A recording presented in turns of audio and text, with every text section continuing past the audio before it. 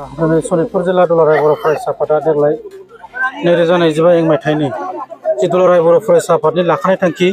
बड'फा गोजोनथियारि सोलायनाय मावथांखि हाबाफारिखौ लोब्बा लाखिनानै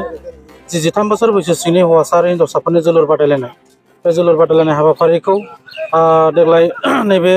राङापारा दख'रा दुलाराय बर' फरायसा आफादनि सिङाव थानाय बिहुराम बर' गेजेर आरो गोजौ फरायसालिनि गेलेग्रा फोथाराव दिनै मेहेरगोनाङै बेखेवबाय आरो बे बेखेवनाय हाबाफारियावनो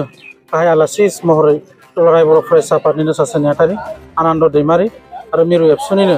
सासे बुंथिगिरि अबिद नार्जारि आरो नेहाथारि बेदाव बर' लोगोसे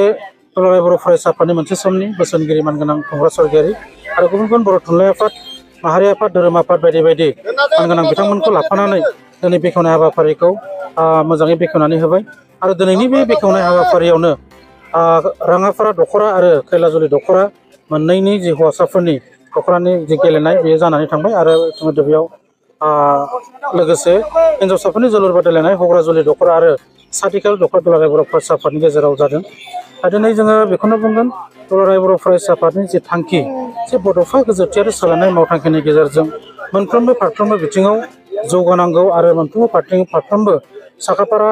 जोङो रोंखा राखा जानांगौनि थाखाय उन्दै समनिफ्रायनो जोङो जोलुर गेलेनायनि गेजेरजों जे जोङो गाव गावनि जिउ राहा दानो हायो बेखौ जों दिनै नुदों आरो मिथियो। दा बेनिखायनो दुलाराय बर' फरायसा आफादा फरायनायजों लोगोसेनो जोङो साख्रिबो मावनांगोन बेफारबो खालामनांगोन जोङो गुबुन गुबुन हाबाफारियाव जोङो खामानि मावनांगोन बेजों लोगोसे जोङो गेलेनाय बिथिङावबो जोङो गोख्रों जानांगोन जेरावनोखि जोङो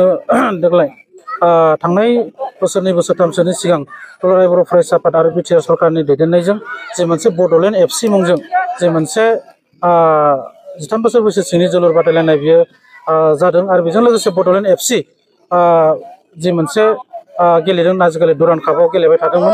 बैफोरो जोंनि थाखाय मोनसे जौगासारनाय बा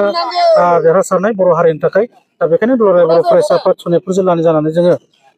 जोंनि ओनसोलनि उन्दै उन्दै फंबाय बिनानावफोरखौ जाहाथे गाज्रि बेसाद मुवा जानाय सोबनाय बा समाज बेरेखा खामानियाव लोब्बा थायाबालासिनो जे जोंनि गेलेनाय बिथिंखौ गोख्रों खालामनायनि गेजेरजों गावनि देहाखौ राफोद खालामनाय आरो